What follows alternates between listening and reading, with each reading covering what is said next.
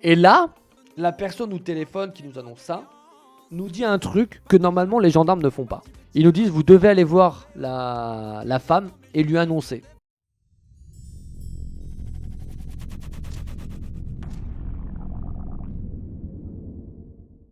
Salut les amis, avant que cette vidéo ne commence, pensez s'il vous plaît à vous abonner. Et j'ai un truc à vous dire, une mauvaise nouvelle.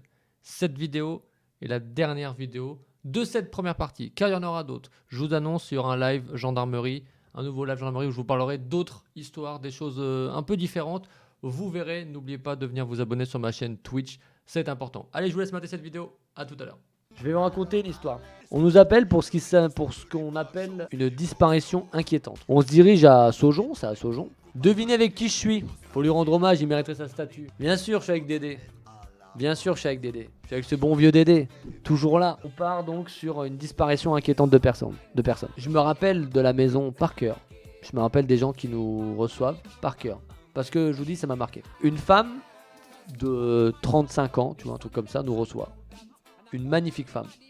Dans une belle petite maison. Il y a ses parents qui sont là. Et la nana, elle est très inquiète parce que son mari est pas rentré la veille après le travail. Alors, on pose des questions habituelles, machin. Est-ce que votre mari compte d'autres personnes? Est-ce que t'es cocu, en gros? Est-ce qu'il rentre tout le temps immédiatement après son travail? Ou est-ce qu'il va voir des amis? Est-ce qu'il va faire du sport, pratiquer un truc, machin, ce genre de choses, quoi, tu vois. Elle nous dit que non, que le soir, il rentre systématiquement après son travail. Et que là, il n'est pas rentré. Donc effectivement, on a de bonnes raisons de se dire, bon, bah, il lui est arrivé un truc, tu vois. Et c'est le matin, ça, tu vois. C'est 11h ou midi, tu vois. Et c'est le genre d'affaire, franchement, on en a vu plein, quoi, tu vois. Genre, peut-être que le mec, finalement, il est avec une autre meuf, ou en fait, il l'a largué, ou il s'est barré, ou il a eu un accident de voiture, ou... Enfin, plein de trucs, tu vois. Il a été avec un pote, il a pas voulu rentrer parce qu'il s'était pris la tête, elle nous l'a pas dit. Ou alors, ben, il s'est barré loin, ou alors... La suite de l'histoire. La suite de l'histoire, c'est que en plein après-midi, on nous appelle en nous disant il a été retrouvé. Ah super, il est où? Il est là-haut. Il est là-haut. Alors certains doivent savoir ce que c'est ça. C'est le pont transborder de Rochefort, en Charente-Maritime. Le mec s'est pendu en haut du pont. Et en fait, le mec est retrouvé. Alors je sais pas de quel côté c'était. Mais raconte pas de mauvaises histoires sur ce pont. Trop tard. Le gars est monté avec une bouteille d'alcool. Il a picolé, il a picolé, il a picolé, il a picolé. Il a laissé un mot expliquant qu'il n'arrivait pas à gérer la pression entre son devoir de père, de mari et son travail, etc. Blablabla. Un mec qui gère pas la pression, tu vois. Et donc le mec, il saute et il se pend. Et le mec, il a laissé des papiers, des mots, des machins. Et forcément, ben, tout le monde a vite compris que c'était un dégain. Parce que quand une disparition de personne est activée, toutes les gendarmeries sont mises au courant, tu vois.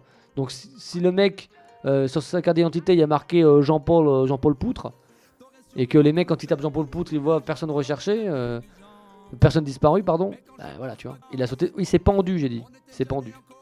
Donc il s'est pendu. Et là, la personne au téléphone qui nous annonce ça, nous dit un truc que normalement les gendarmes ne font pas. Ils nous disent, vous devez aller voir la femme et lui annoncer.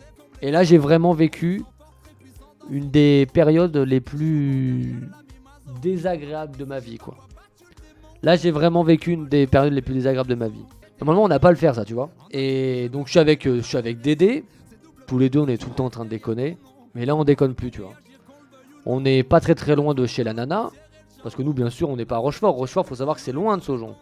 Le mec, il a roulé la nuit, il a bu, puis il a sauté dans la nuit, quoi. Voilà. Et tu vois, je te disais tout à l'heure, t'es pas touché par les morts, t'es touché par la détresse. On est arrivé chez elle. Genre, normal en fait. Eh mec, on cherche ton gars depuis ce matin. On arrive devant chez elle. Il y a elle. Il y a sa petite fille qu'elle a récupérée à l'école. Et il y a toujours ses deux parents. On se gare devant chez elle. On descend. Et là, je sais pas ce qui se passe. Je sais pas ce qu'on renvoie avec Dédé, tu vois. Mais on a le temps de rien dire du tout. On a le temps de rien dire du tout. Qu'elle se met à hurler. qu'elle court vers nous en pleurant, qu'elle s'approche de Daniel en demandant qu'est-ce qui lui est arrivé. Et t'as tête d'enterrement certainement. Et t'as Daniel, qui est vraiment le mec, un des mecs que j'ai connu, qui est, je veux dire, il a consacré sa vie à la connerie, quoi, tu vois. C'est un gendarme, mais lui, tu vois, genre, vraiment le rire, faire le con, c'est vraiment, c'est son oxygène, tu vois. Je l'ai jamais entendu parler si peu fort de ma vie, quoi, tu vois. Avec sa petite voix, il a dit, on a retrouvé votre mari, madame. Effectivement, et il s'est donné la mort. Et je peux te dire que, waouh, c'était horrible. C'était horrible. La maman, elle hurlait. Ses parents, ils pleuraient. La petite fille qui est là, qui te dit, il est où papa, tu vois. Je peux te jurer que ça glace le sang. Ça te glace le sang. On est très vite reparti. Hein. On est très vite reparti avec Dédé. Hein. Et je vous garantis que le retour, il a été extrêmement long. Nous qui faisions toujours les idiots, on n'a même pas parlé. On parlait pas, on n'arrivait pas à parler. On était tellement malheureux, quoi. Là, ce jour-là, j'étais hyper malheureux, hyper triste. Je sais que le soir, je suis rentré, j'ai téléphoné à ma nana et j'ai parlé de ça pendant des heures, quoi.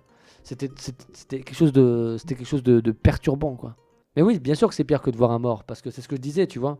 La détresse, la souffrance de quelqu'un, c'est horrible, en fait. C'est ça qui est horrible.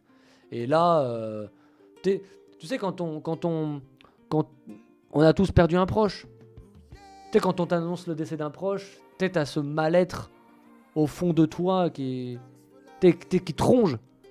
Mais quand t'es la personne qui vient l'annoncer, tu vois ce que je veux dire? En direct, tu vois, au téléphone, tu dis bon, bonjour madame, allez hop, c'est bon, c'est horrible, c'est passé, quoi, tu vois. Mais là, on nous a dit de nous déplacer, on y est allé, elle l'a vu sur nos gueules. C'était saisi. Cette femme, je la recroiserai, je la reconnaîtrai, tu vois. J'ai sa tête ancrée. Sa maison, son salon, où on était rentré le matin pour prendre des informations et espérer peut-être l'apéro aussi. Je l'ai en tête, quoi, tu vois. Mais toutes les histoires dont je vous ai racontées, je les ai en tête. Elles sortent pas de ma tête. Des fois, il y a des histoires qui s'en vont et qui reviennent. Mais par contre, je me rappelle d'un nombre de détails, c'est fou, quoi.